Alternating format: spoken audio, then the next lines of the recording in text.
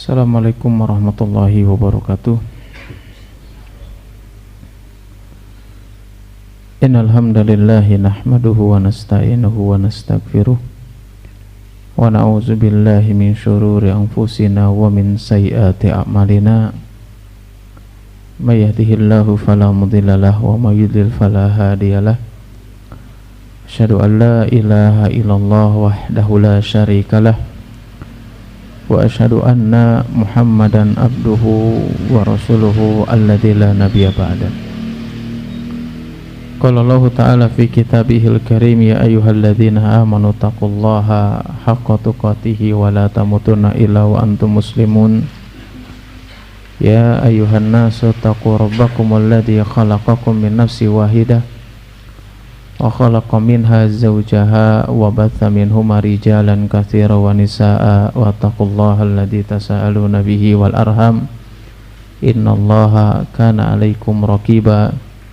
Ya ayyuhalladzina amanu taqullaha wa qulu qawlan sadida yuslih lakum a'malakum wa yaghfir lakum dzunubakum wa may yuti'illaha wa rasulahu faqad faza fawzan 'azima. Ma ba'du. Alhamdulillah, segala puji hanya milik Allah Subhanahu wa ta'ala. Kita memohon berlindung serta bertobat kepadanya, dan kita bersaksi bahwasanya tidak ada Tuhan yang berhak disembah kecuali Allah Subhanahu wa ta'ala. Salawat dan salam tidak lupa senantiasa kita curahkan kepada Nabi kita Nabi Muhammad SAW beserta keluarganya, sahabatnya, tabi'in, tabi'ut tabi'in, dan kepada para pengikutnya yang senantiasa istiqomah berpegang teguh di atas sunnahnya Nabi Muhammad SAW hingga akhir zaman. Alhamdulillah, pada kesempatan kali ini atas izin Allah Subhanahu wa ta'ala kita bisa bertemu kembali untuk membahas kembali kitab Al-Kabair. Itu adalah dosa-dosa besar, ya, dan ini salah satu kenikmatan yang Allah Subhanahu wa ta'ala berikan kepada kita semuanya, itu adalah kenikmatan bisa menuntut ilmu, bisa mempelajari agama ini dengan baik, ya, meskipun kondisi sedikit hujan, ya, mungkin di sebagian tempat ada yang terkena banjir, ya, tapi Allah Subhanahu wa ta'ala tetap memberikan kemudahan bagi kita. Ya, kita harus ingat lagi di antara penjelasan Nabi SAW kepada kita semuanya, ya, bahwasanya semakin berat, ya, semakin besar ujian dalam melakukan ketaatan kepada Allah Subhanahu wa ta'ala, maka pahalanya semakin besar. Ya, kondisi apapun yang kita alami dalam menuntut ilmu, ya, ketika Allah memberikan kemudahan dengan berbagai macam ujian, ya, maka Allah ingin menyiapkan pahala yang begitu besar kepada diri kita masing-masing. Hanya saya ingatkan kembali, ya,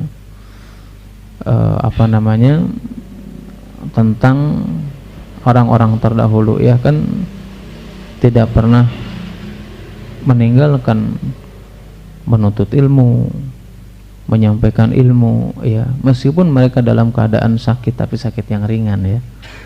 Ya, selama sakitnya ringan itu para ulama terdahulu mereka tidak pernah meninggalkan menuntut ilmu, kecuali memang kalau sakitnya ya nggak mungkin kita bisa hadir. Kenapa bisa demikian? Ya, saya ingatkan kembali, ya,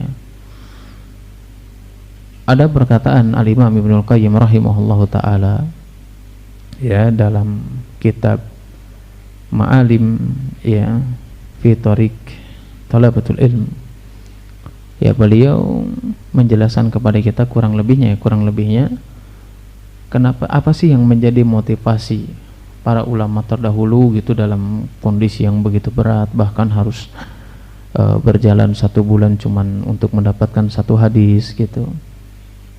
Imam Ibnu Qayyim menjelaskan salah satu motivasinya yaitu adalah bahwasanya setiap pujian, setiap berbagai macam pujian yang ada dalam Al-Quran yang ditunjukkan kepada seorang hamba, itu semuanya disebabkan karena ilmu.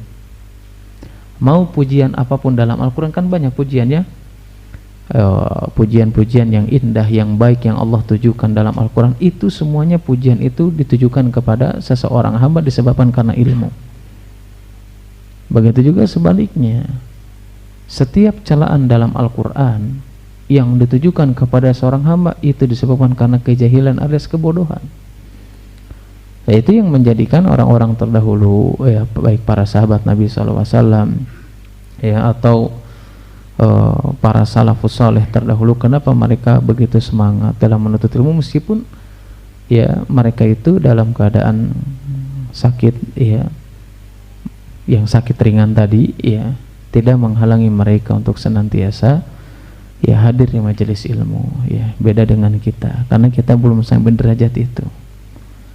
Kita baru sakit apa, kacugak, langsung gak mau hadir di majelis ilmu. Atau kita baru sakit apa yang ringan, sudah alasannya sudah banyak banget gitu. Padahal apa, ada dalam kitab Tadkiratus Sami itu dikatakan apa, idza maridna tadawwaina bi dzikrikum. Padahal kalau kita sakit itu tadawwaina, kami itu kalau sakit itu kami senantiasa berobat atau mencari penawarnya apa, bi dzikrikum, dengan ingat kepada kalian. Atau artinya apa, mereka hadir di majelis ilmu. Justru mereka mengatakan justru ketika sakit kita nggak hadir di majelis ilmu itu apa, semakin drop, semakin down mungkin ya. Ya, padahal kita hadir di majelis ilmu itu salah satu penawar. Ya, dalam kondisi apapun kita ya paksakan bagaimana caranya kita bisa hadir di majelis ilmu. Saya lupa kalau nggak salah itu Syekh Ibrahim Ar-Ruhaili kalau nggak salah ya, itu pernah ditanya dalam salah satu kajiannya itu di saya juga nonton di YouTube ketika itu. Beliau itu ditanya ya oleh seseorang, ya Syekh, saya ini di kampung saya ini nggak ada kajian kecuali di situ kitabnya udah tinggi banget gitu. Kira-kira menurut saya hadir apa jangan? Soalnya di situ kitabnya sudah tinggi gitu. Beliau menjawab, kamu harus tetap hadir di majelis ilmu meskipun itu kitab tinggi, atau bagimu adalah kitab yang sudah tinggi. Kenapa? Karena di situ ada keberkahan, ada ketenangan, ya, ada keberkahan yang bisa kita dapatkan. Kapan? Ketika kita bisa memaksakan diri untuk bisa hadir di majelis ilmu. Maka beruntunglah ya siapapun di antara kita, ya, dalam kondisi hujan ataupun dalam kondisi apapun, ketika Allah memberikan kemudahan kita untuk menuntut ilmu, ya, sebagaimana kita ketahui ya yang Nabi SAW menjelaskan kepada kita semuanya apa, man yuridillahu bihi khairan yufaqihu fiddin.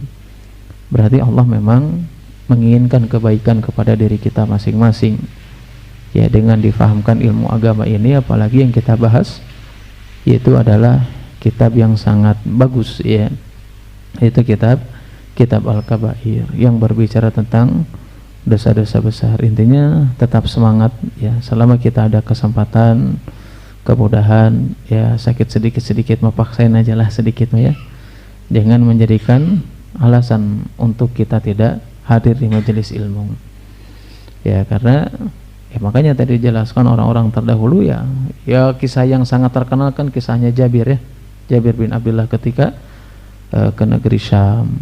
Cuman pengen tahu satu hadis saja yang valid yang datang dari Nabi Sallallahu Alaihi Wasallam. Ya, meskipun harus menempuh perjalanan 1 bulan, coba bayangkan kita mau ngaji perjalanannya nggak 1 bulan. Ya, saya aja dari Banjaran ke sini mungkin nggak 1 jam kalau nggak macet ya, paling berapa menit gitu. Tapi kita masya Allah luar biasa beratnya, kaki ini berat ya untuk hadir di majelis ilmu ya. Kita lanjut ya pembahasan yang akan kita bahas kali ini, yaitu adalah tentang atau diantara dosa besar yang dijelaskan oleh Imam Az-Zahabi rahimahullahu ta'ala, yaitu adalah bab al-firaru minaz zahfi, yaitu orang yang kabur ya, yang lari ya, lebih tepatnya yang kabur kali ya, karena perang itu mesti lari juga kadang-kadang kan, untuk menyerang musuh tuh lari juga ya, jadi tepatnya mungkin orang yang kabur atau apa-apalah yang lari minaz zahfi, itu dari dari medan peperangan. Nah, salah satu dalil, gimana? Oh, ketentaraan berat ya. Oh, tentara aja berat ya, apalagi pandangan secara syariat.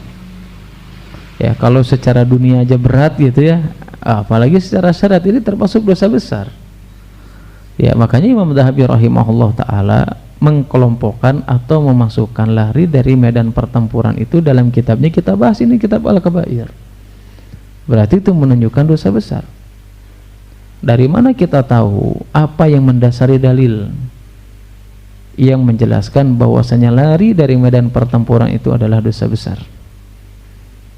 Ya, salah satu dalilnya yang dinukilkan oleh Imam Az-Zahabi rahimahullahu taala dalam surat Al-Anfal ayat 16, bahwasanya Allah Subhanahu wa taala berfirman, "Wa may yuwallihim yawma idzin duburahu illa mutaharrifan liqitalin aw mutahayyizan ila fi'atin faqad ba'a bi ghadabin minallahi wa ma'wahu jahannam wa bi'sal masir."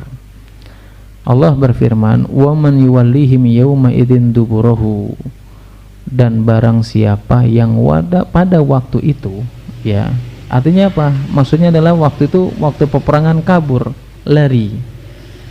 Illa, kecuali mutaharrifan liqital, kecuali orang tersebut kabur, orang tersebut lari dari peperangan tersebut, mutaharrifan liqital, mundur tapi untuk mengatur siasat yang baru.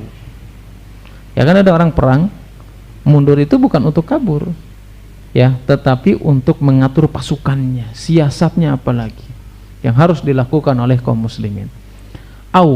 Atau mutahayyizan ila fi'atin, atau seseorang itu mundur, yang pertama adalah kan untuk mengatur strategi, atau yang kedua adalah untuk bergabung dengan pasukan kaum muslimin yang lainnya, maka itu dibolehkan. Tapi kalau seseorang kabur dari pertempuran, ya, kabur dari medan perang tanpa alasan tersebut, apa dikatakan oleh Allah Subhanahu wa taala? Faqad ba'a bi ghadabin minallah. Ya, maka orang tersebut apa?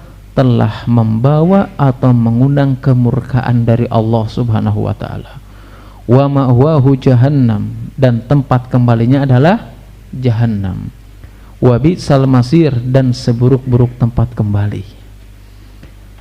Dulu kan ketika kita menjelaskan tentang kitab Al-Kabair ini atau dosa-dosa yang ada dalam kitab Al-Kabair ini, sering kita ulang-ulang. Apa sih di antara indikasi atau ciri yang menunjukkan dosa tersebut adalah dosa besar? Sering kita ulang-ulang. Salah satu cirinya apa, ingat enggak?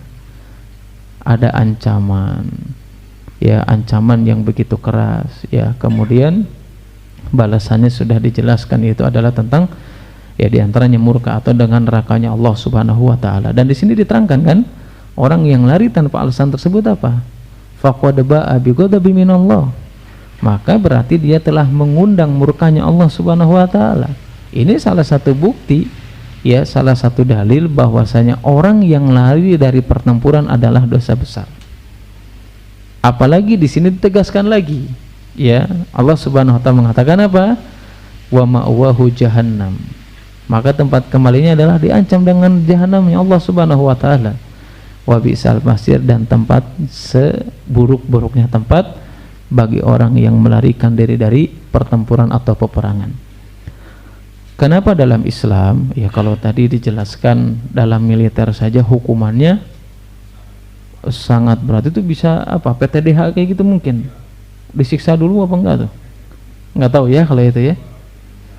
Oh, di penjara tuh, hukuman berat. Kira-kira ana pengen nanya ini, karena antum di bidang itu gitu ya, kira-kira kenapa kok bisa dihukum seperti itu di militer? Orang yang lari itu di penjara, bahkan bisa dipecat. Kenapa? Kira-kira alasannya kenapa?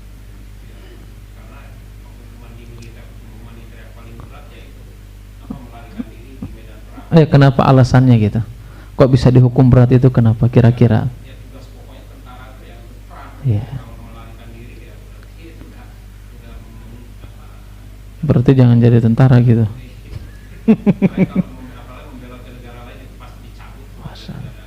Nah, salah satu itu kan ada viral, ya.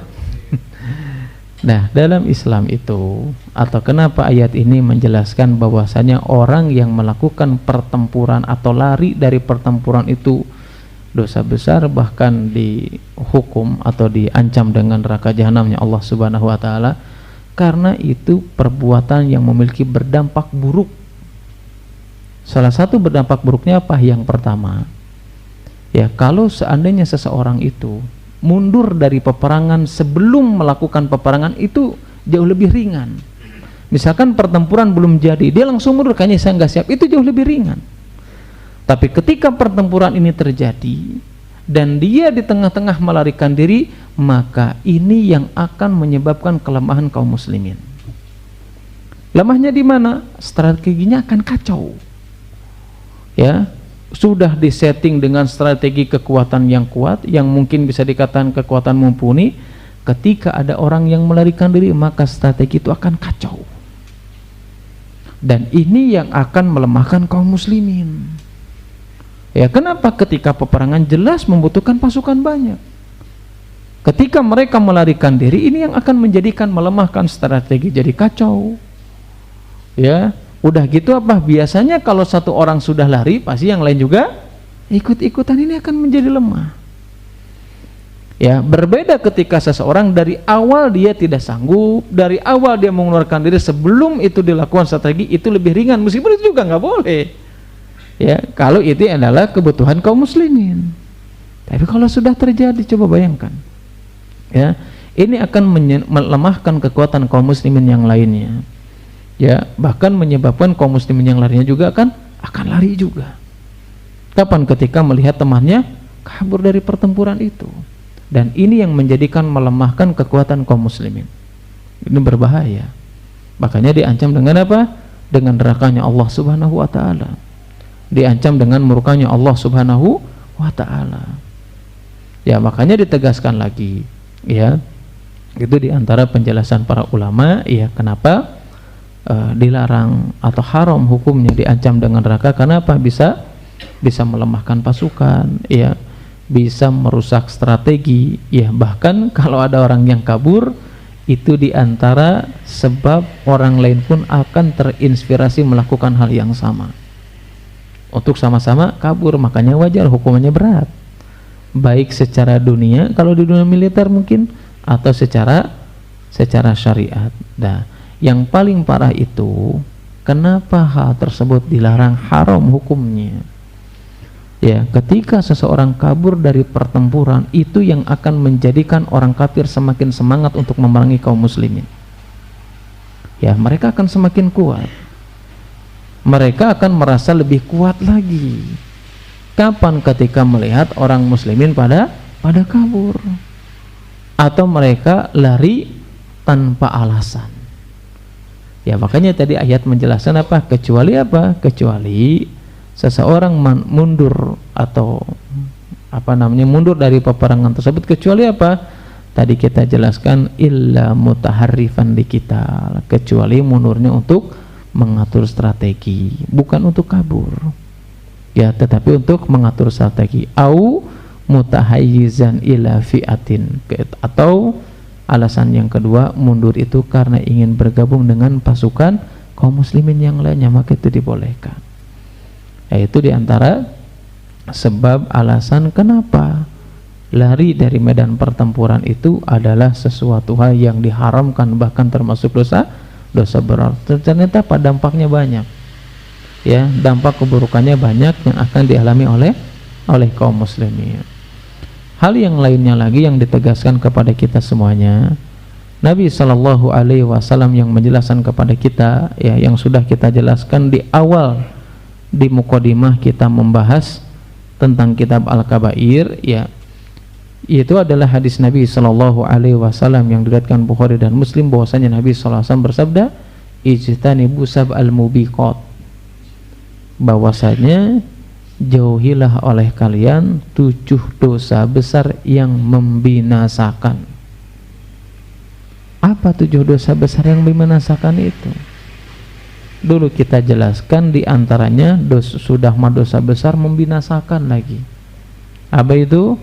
At-tawalli yaumaz zahfi yaitu adalah seseorang yang kabur atau lari dari medan pertempuran. Nabi yang menegaskan langsung bahwasanya itu adalah dosa besar yang membinasakan. Ya, jangan sampai itu terjadi di antara kaum muslimin. Karena apa? Tadi kita singgung memiliki dampak ya kemadharatan atau keburukan yang sangat fatal ya. Kapan? Ketika seseorang kabur ya atau lari dari medan pertempuran tanpa alasan secara syar'i. Ya, karena alasan secara syar'i tadi apa? Mundur untuk mengatur siasat, atau yang kedua itu mundur karena ingin bergabung dengan kaum muslimin yang lainnya. Tetapi ada juga ya alasan syariat membolehkan. Kapan itu seseorang boleh mundur dari pertempuran tersebut ya? Yang dijelaskan oleh para ulama itu jika musuh itu lebih banyak atau lebih besar 2 kali lipat daripada pasukan kaum muslimin. Berarti kalau 2 kali lipat itu kalau kita 100, berarti musuhnya berapa? 200. Kalau 100 gimana? Nanti ada penjelasannya. Ya, artinya dibolehkan lari itu kapan tadi? Kalau mengatur strategi. Yang kedua yaitu adalah kalau ingin bergabung dengan pasukan kaum muslimin yang lainnya. Dan yang ketiga, kalau musuh tersebut itu lebih banyak 2 kali lipat daripada kaum muslimin, yaitu seseorang boleh untuk mundur. Apa yang menjadi dasar dalil? Yaitu adalah dalam surat Al-Anfal ayat 66, Allah subhanahu wa ta'ala berfirman, Al-ana khaffafallahu ankum wa alima anna fikum dha'fan. Sekarang Allah telah meringankan kepadamu, wa alima anna fikum dha'fan, dan Allah subhanahu wa ta'ala mengetahui bahwasanya kamu ini atau kalian itu dalam keadaan lemah. Fa in yakum minkum mi'atun sabiratun yaglibu mi'atain. Kemudian Allah subhanahu wa ta'ala menjelaskan, maka ya jika di antara kalian itu ya atau di antara kamu itu ada 100 orang yang sabar. Jadi ada 100 orang yang sabar. Yaglibu mi'ataini. Kalau ada pasukan kaum muslimin itu 100 orang yang mereka didasari dengan kesabaran kepada Allah subhanahu wa ta'ala, niscaya mereka akan mengalahkan 200 pasukan musuh. Dengan syarat apa? Dengan syarat memiliki kesabaran.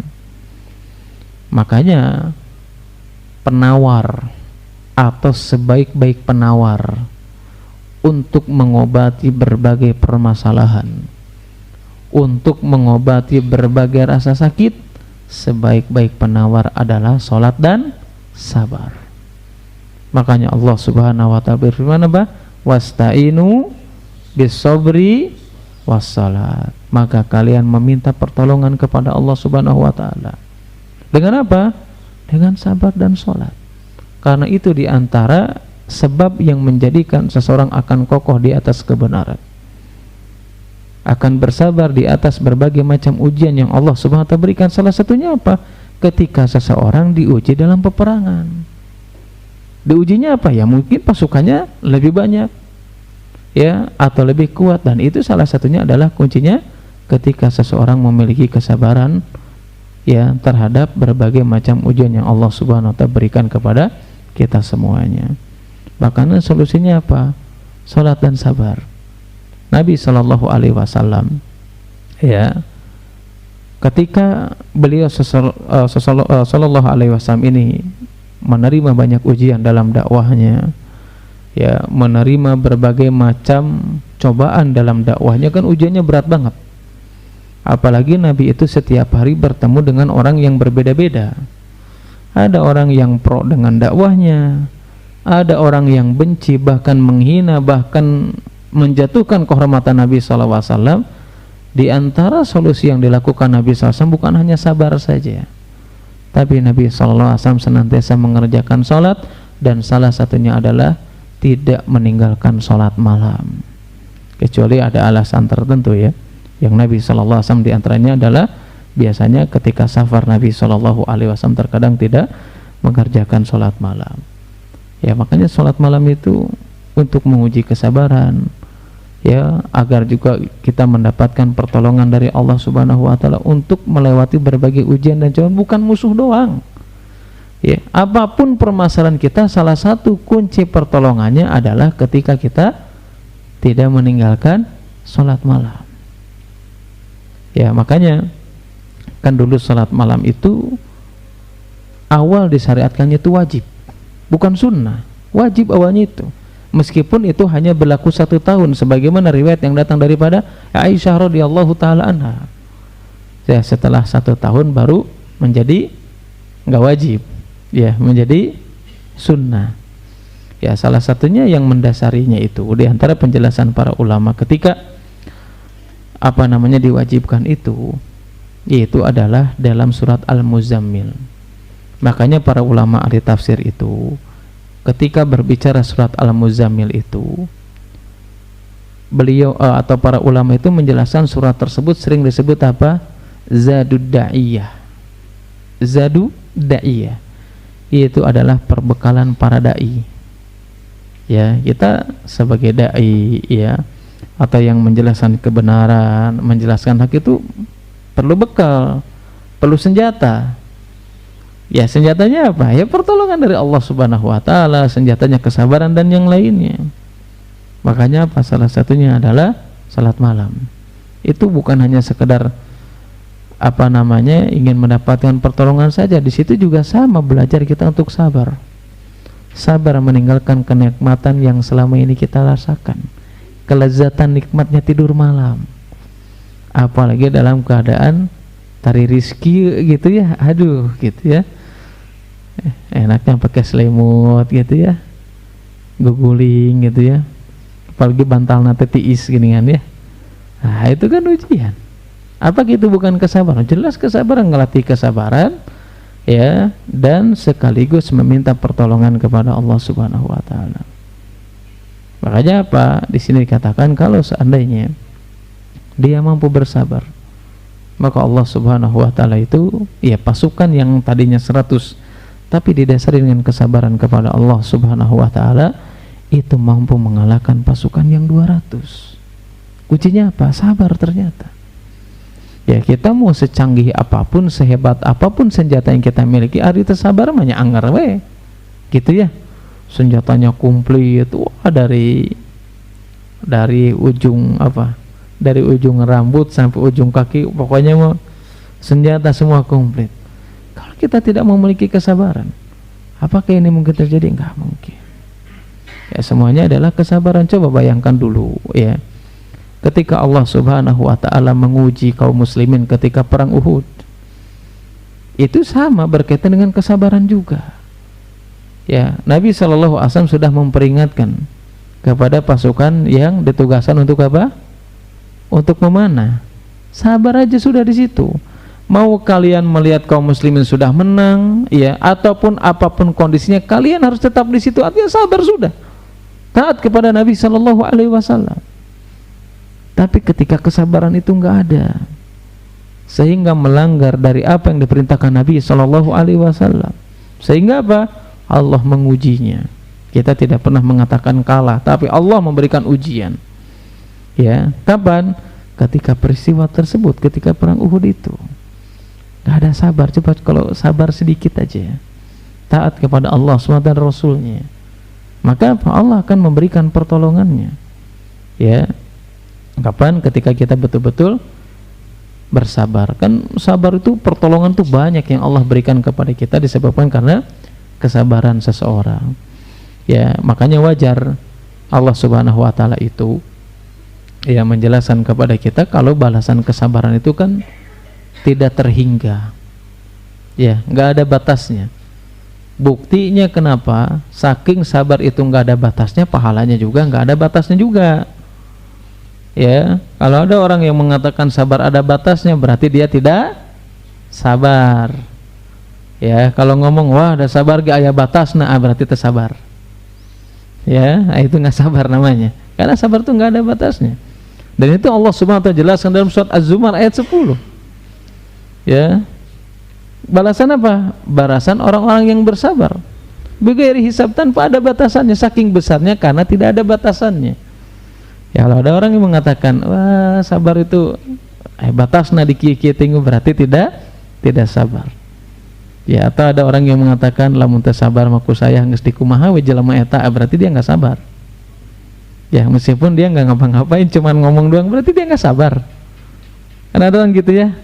Saya mau bener sambil merep ngomong teh, saya bener eta lamun teu kenal ku saya geus dikumaha gitu, mun teu sabar ya. Berarti dia memang enggak sabar. Ya, karena sabar itu apa? Apa artinya sabar itu? Sabar itu apa? Al-habsu nafsi anitasahud, yaitu menjaga ya diri ini dari tasahud. Tasahud itu apa? Dulu pernah kita jelaskan, kuku lutus. Kuku lutus itu apa? Alias menggerutu. Ketika ada orang lamun teu sabar ku sayang geus dikumaha, berarti itu menggerutu atau bukan? Menggerutu alias kuku lutus. Menggerutu bin kuku lutus. Itu namanya orang yang gak sabar. Ya, makanya kesabaran itulah yang menjadikan seseorang itu bertahan. Ya, coba kita bayangkan, tadi saya singgung ya, para ulama, kenapa orang-orang terdahulu ya, kenapa mereka berhasil mendapatkan satu hadis misalkan ya, mendapatkan ilmu dari para ulama yang lainnya, atau dari para sahabat yang lainnya, atau dari tabi'in yang lainnya. Kenapa? Karena mereka sabar. Ya, makanya Allah Subhanahu wa taala memberikan pertolongan kepada mereka. Wa ja'alna minhum a'immatan yahduna bi amrina lamma sabaru wa kanu bi ayatina yuqinun. Allah menjadikan imam di antara manusia, di antara kita semuanya. Allah menjadikan imam, menjadikan pemimpin yang senantiasa menjelaskan tentang mana yang hak, mana yang batil, menjelaskan mana yang sunnah, mana yang bid'ah. Kenapa? Kapan Allah menjadikan seorang jadi pemimpin dalam agama ini? Kapan? Lamma sabaru wa kanu bi ayatina yuqinun. Ketika mereka betul-betul sabar dengan janji Allah Subhanahu wa taala. Ketika mereka sabar untuk melewati berbagai macam ujian yang mereka hadapi, dan mereka yakin dengan janji-janji Allah Subhanahu wa taala, sehingga Allah mengangkat derajatnya menjadikan pemimpin di agama ini. Sama ketika Allah menjelaskan di sini, ketika kalian bersabar meskipun pasukan kalian 100 itu mampu mengalahkan 200 pasukan. Kenapa? Karena Allah memberikan pertolongan di dalamnya. Dan mereka bersabar karena mereka yakin dengan pertolongan Allah dan janji-janji Allah Subhanahu wa taala bagi orang yang senantiasa bersabar. Ya, itu yang harus kita pahami. Ya, makanya di sini dikatakan ya, kalau seandainya ya dibolehkan seseorang itu ketika musuhnya itu 2 kali lipat dari kaum muslimin, itu ya itu dibolehkan oleh para ulama. Kapan? Ketika memang kita dalam keadaan lemah. Tapi kalau dia mau bersabar, maka itu jauh lebih dibolehkan lagi kalau seandainya dia mau bersabar, sebagaimana yang dialami oleh para sahabat Nabi SAW ketika perang Mu'tah ya, atau ketika pembebasan Andalus yang pasukannya lebih banyak daripada kaum muslimin. Ya, makanya nanti kita jelaskan. Tapi memang sebagian ulama itu menjelaskan bahwasanya jumlah di sini ya kan tadi dibolehkan kalau seandainya musuh kaum muslimin itu lebih banyak 2 kali lipat daripada kaum muslimin itu sendiri. Nah, kalimat banyak di sini atau lebih kali lipat daripada kaum muslimin di sini, sebagian ulama ada yang menjelaskan maksudnya adalah jumlahnya lebih banyak dalam segi apa? Dalam segi kualitas, bukan hanya sekedar kuantitas. Gimana maksudnya? Maksudnya ya nanti aja setelah salat isya, ya udah mau adzan nanti. Ya, insyaallah nanti kita lanjutkan lah ya sebentar tentang hal ini, penting. Ya, wajib kita ketahui. Wallahu a'lam bishawab. Nanti kita lanjutkan kembali. Subhanakallahumma wa bihamdika asyhadu an la ilaha illa anta astaghfiruka wa atubu ilaik. Assalamualaikum warahmatullahi wabarakatuh.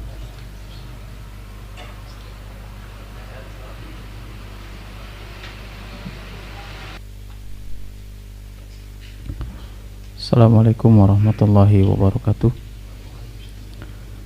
Alhamdulillah ala ihsani wa syukrul ala taufiqi wa imtinani. Asyhadu an la ilaha illallah ta'ziman li sya'nihi wa asyhadu anna Muhammadan abduhu wa rasuluhu da'iyan ila ridwanihi Allahumma sholli ala Muhammad wa ala alihi wa sahbihi wa man tabi'ahum bi ihsanin ila yaumil amma ba'du. Sampai di mana tadi penjelasan ini?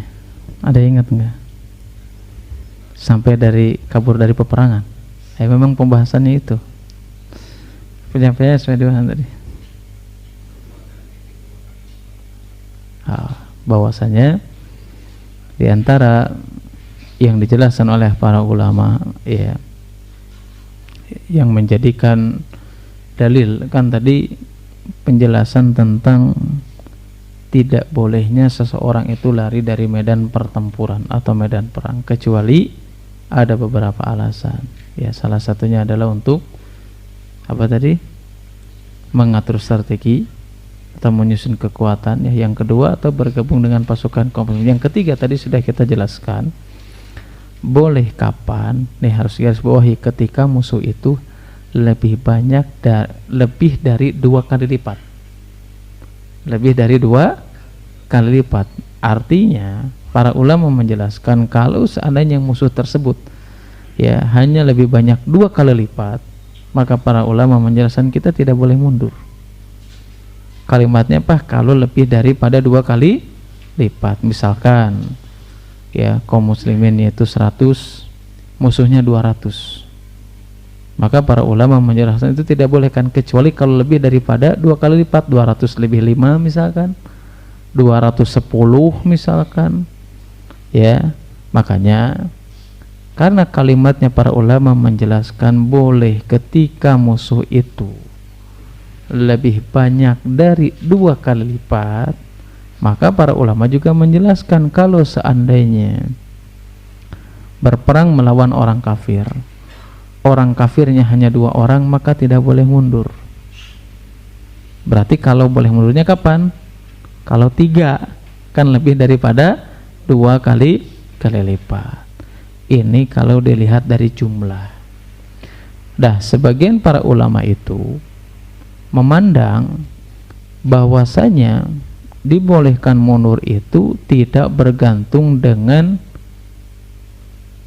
kuantitas atau jumlah, tapi maksudnya adalah sebagian ulama mengatakan boleh mundur itu bukan dilihat dari jumlahnya, kuantitas bukan, tapi dilihat dari kuantitasnya, kualitasnya. Artinya bisa jadi kaum muslimin 100, orang kafir juga 100 juga, sama kan secara kuantitas, secara jumlah banyak. Bisa jadi 100-nya pasukan orang kafir secara kualitas itu lebih kuat daripada kaum muslimin. Maka para ulama menjelaskan tidak hanya sekedar dipandang secara jumlah, tetapi bisa jadi mundur itu dilihat daripada jumlah atau berkaitan dengan kualitasnya, meskipun sama-sama ya. Atau misalkan hal ini yang membolehkan seseorang mundur ya ketika memang musuh tersebut ya itu secara kualitas ya, saya ketukar terus ya, kualitas sama kuantitas ya. Siapa yang membolehkan di antara para ulama yang membolehkan mundur ketika meskipun pasukan musuh itu sama tapi secara kualitas berbeda, yaitu adalah Ibnul Majishun ya. Ibnul Majishun itu ya, menurut beliau itu menjelaskan kepada kita meskipun sama-sama 100 pasukan kaum muslimin berkuda dan mereka juga 100 pasukan orang kafir berkuda, tapi kalau mereka itu lebih kuat secara kualitas, itu lebih kuat, lebih hebat daripada kaum muslimin, maka Ibnul Majishun mengatakan maka itu dibolehkan seseorang untuk mundur. Makanya ya, kenapa Ibnul Majishun itu membolehkan? Contohnya seperti ini, ketika ada kaum muslimin 3 orang ya untuk melawan orang-orang kufar dengan senjata misalkan menggunakan pedang, melawan satu musuh dari orang kafir, tapi orang kafir nama kayak AK-47, apakah boleh mundur? Padahal jumlahnya cuma 1, boleh apa enggak?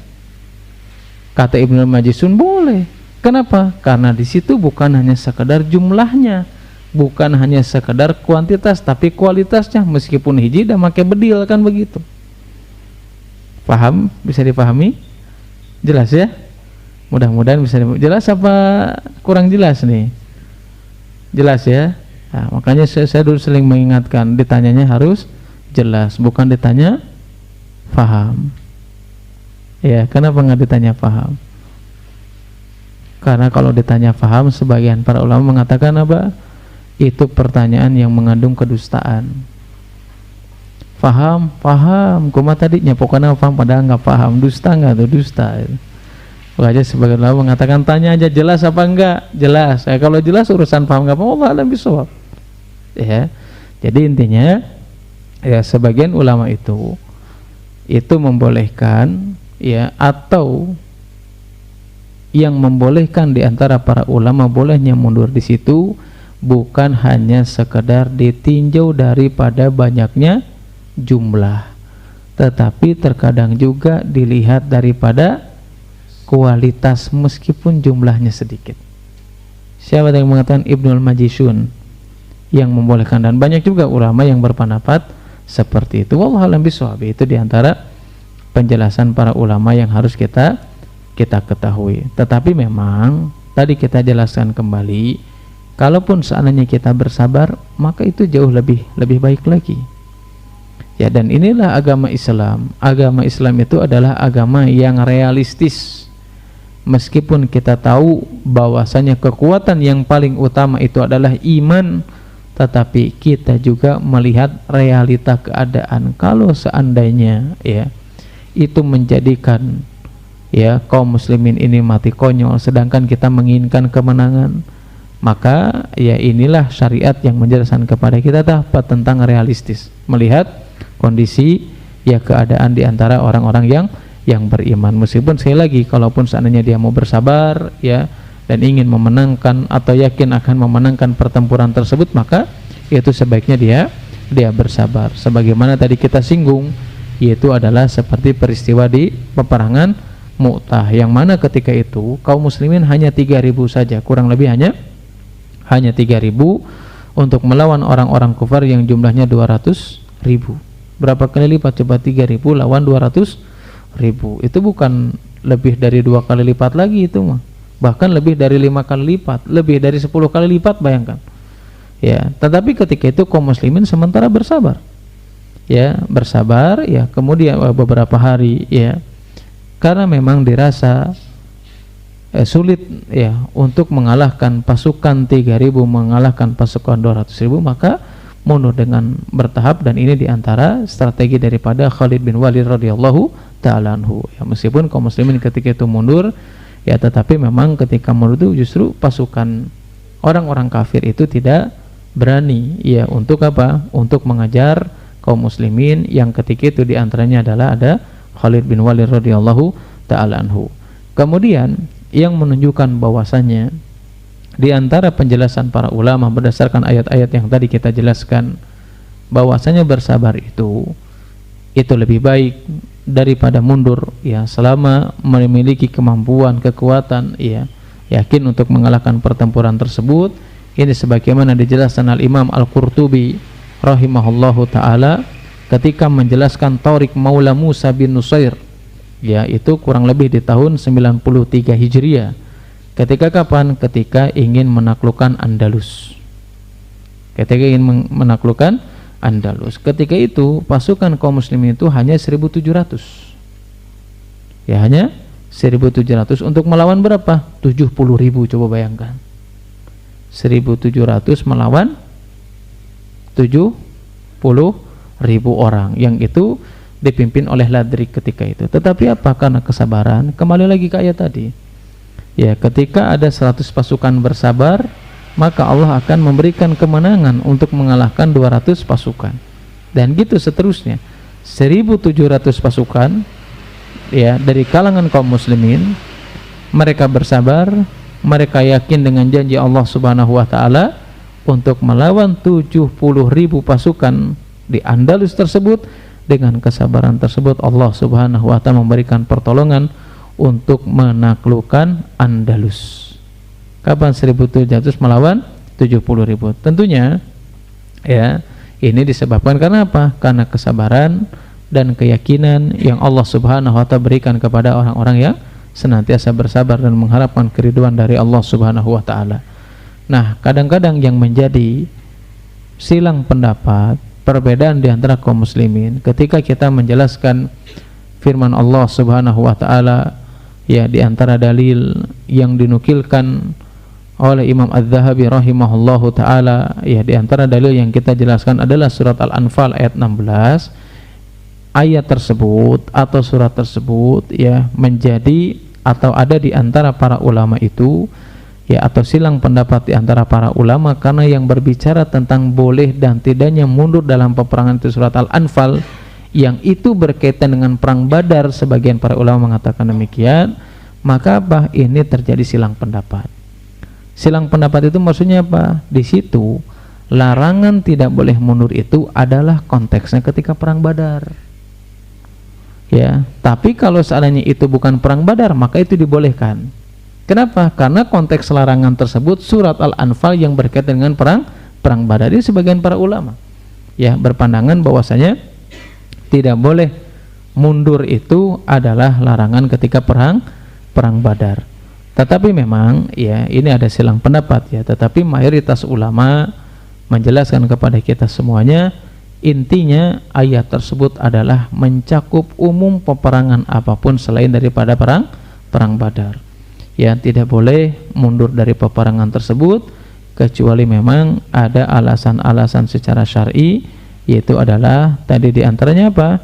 Yaitu adalah beberapa hal yang bisa kita ketahui. Salah satunya adalah ketika ingin menyusun pasukan, kemudian bergabung dengan pasukan kaum muslimin, atau musuh tersebut memiliki jumlah 2 kali lipat lebih besar dari kaum muslimin, baik itu melebihi dari jumlahnya ataupun kualitasnya. Jelas ya? Nah, siap perang? Ya, itu yang harus kita pahami, ya, di antara penjelasan dari Imam Az-Zahabi rahimahullahu taala berkaitan dengan apa? Berkaitan dengan termasuk daripada dosa besar, yaitu adalah ketika seseorang lari dari medan pertempuran. Ya, intinya apa? Harus bersabar dan meminta pertolongan kepada Allah Subhanahu wa taala. Makanya, ya, sering kita saksikan, ya, di antara peristiwa yang terjadi di antara kaum muslimin, ya, dengan kesabaran mereka, ya, Allah Subhanahu wa taala memberikan kemenangan, ya, memberikan pertolongan kepada mereka dengan sebab apa? Dengan sebab kesabaran. Meskipun bisa jadi, ya, pertolongan Allah Subhanahu wa taala yang akan kita dapatkan, yang Allah berikan kepada orang-orang yang sabar, bisa jadi kemenangan itu tidak langsung Allah berikan di dunia. Bisa jadi kemenangan tersebut Allah berikan ketika kita bertemu di hadapan Allah Subhanahu wa taala. Betapa banyak negara-negara yang ditaklukkan oleh kaum muslimin disebabkan karena kesabaran mereka. Ya, disebabkan karena keistiqomahan di atas ketaatan kepada Allah Subhanahu wa taala. Ya, makanya terjadi di negara-negara kaum muslimin, ya, insyaallah Allah Subhanahu wa taala akan memberikan pertolongan selama mereka betul-betul bersabar, ya, senantiasa melaksanakan ketaatan kepada Allah Subhanahu wa taala, ya, dan mereka betul-betul bertahan dengan kondisi tersebut, maka Allah Subhanahu wa taala akan memberikan pertolongan dengan caranya Allah Subhanahu wa taala, sebagaimana Allah Subhanahu wa taala menjelaskan kepada kita semuanya, wa may yattaqillaha yaj'al lahu makhraja wa yarzuqhu min haitsu la yahtasib. Orang-orang yang bertakwa kepada Allah Subhanahu wa taala dan orang yang memiliki sifat kesabaran, mengharapkan keridhaan dari Allah Subhanahu wa taala, ya, mengharapkan kasih sayang dari Allah Subhanahu wa taala, itu ciri orang yang bertakwa. Ya, ketika mereka bertakwa pasti Allah akan memberikan jalan keluarnya. Sebagaimana dulu kita singgung tentang kisahnya siapa? Syekh Muhammad bin Abdul Wahab rahimahullahu taala, ya, diusir dari kampung halamannya dengan kesabaran dan yakin dengan janji Allah Subhanahu wa taala, maka Allah Subhanahu wa taala memberikan kemudahan untuk apa? Untuk senantiasa berdakwah, bahkan melalui atas izin Allah Subhanahu wa taala, melalui dakwah Syekh Muhammad bin Abdul Wahab rahimahullah taala, berdirilah negara Saudi Arabia. Diusir dari kampungnya ternyata membuka negara, atau bukan membuka negara, apa bahasannya? Diberikan kemudahan oleh Allah Subhanahu wa taala untuk mendirikan satu negara tersebut dengan sebab apa? Dengan sebab kesabaran. ya, dan yakin bahwasanya Allah Subhanahu wa taala akan memberikan pertolongan. Kita bisa bacalah, ya kan, apa namanya, Ustaz Abu Mujahid ya yang menjelaskan tentang sirah nabawiyah. Sudah sampai perang mana tuh? Perjanjian Hudaybiyah, kan masih banyak peperangan-peperangan yang lainnya. Nanti bisa kita saksikan salah satu kunci di antara mereka adalah ketakwaan dan kesabaran. Sehingga Allah Subhanahu wa taala memberikan pertolongan, ya, memberikan jalan keluar, ya, memberikan apa namanya berbagai macam jalan keluar dengan cara Allah Subhanahu wa taala ketika kita betul-betul bersabar. Ya, ini juga ya dulu pernah kita rasakan ya hal-hal seperti itu, ya, dimana kita dituntut harus bersabar ya dengan berbagai macam gangguan yang dialami oleh orang-orang yang memang mereka tidak menyukai dengan dakwah kita, ya, tidak suka dengan dakwah kita, ya. Akhirnya apa, mereka dengan berbagai macam cara ya melampiaskan ya kebenciannya, ketidaksukaannya kepada kita, yaitu tidak ada solusi lagi selain kita betul-betul bersabar, ya, mengharapkan pertolongan dari Allah Subhanahu wa taala. Dulu juga sama ya, ketika di Yaman itu ya sebelum sekarang, dari dulu juga memang sering ya kita itu diganggunya sama siapa? Diganggunya ya orang-orang Houthi, ya, orang-orang Syiah, ya. Houthi itu ya mereka Syiahnya Syiah Rafidhah. Berbagai macam gangguan itu dilakukan oleh mereka itu, ya, dengan melakukan penyerangan meskipun nggak pernah tembus juga gitu ya, tetapi upaya-upaya seperti itu senantiasa mereka lakukan. Atau di negara manapun ya yang mereka mendapatkan gangguan dari orang-orang kafir, dari orang-orang kufar, yang ketika mereka bersabar mengharapkan keridhaan dari Allah Subhanahu wa taala, maka Allah Subhanahu wa taala akan memberikan pertolongan. Di antaranya apa? Memberikan keistiqomahan untuk senantiasa mengerjakan ketaatan kepada Allah Subhanahu wa taala dalam kondisi apapun. Kuncinya apa? Sabar. Ya, nggak ada solusi lain lagi selain daripada sabar, ya, untuk mendapatkan kemenangan dan pertolongan dari Allah Subhanahu wa taala. Ini yang bisa disampaikan hari ini, mudah-mudahan bermanfaat ya, khususnya bagi saya pribadi, umumnya bagi jamaah sekalian. Mudah-mudahan kita senantiasa diberikan kesabaran oleh Allah Subhanahu wa taala, terutama apa? Bukan hanya sekadar melewati berbagai permasalahan dalam kehidupan saja, tapi kita diberikan kesabaran untuk senantiasa bisa hadir di majelis ilmu, diberikan kesabaran untuk senantiasa mengamalkan setiap ilmu yang selama ini kita pelajari. Ya, intinya mudah-mudahan kita diberikan kesabaran dalam berbagai macam kondisi dan keadaan. Apalagi kondisi kita ini saat ini ya banyak ujian ya. Banyak ujian nggak Pak? Pak Haji nggak banyak ujian ya? Alhamdulillah, kalau banyak ujian berarti masih diakui hambanya Allah Subhanahu wa taala. Ya, kalau nggak dikasih ujian sudah nggak diakui muridnya berarti kita ini. Ya, makanya nggak dikasih ujian. Wallahu a'lam bishawab. Subhanakallahumma wa bihamdika, asyhadu an la ilaha illa anta, astaghfiruka wa atubu ilaik. Wassalamualaikum warahmatullahi wabarakatuh.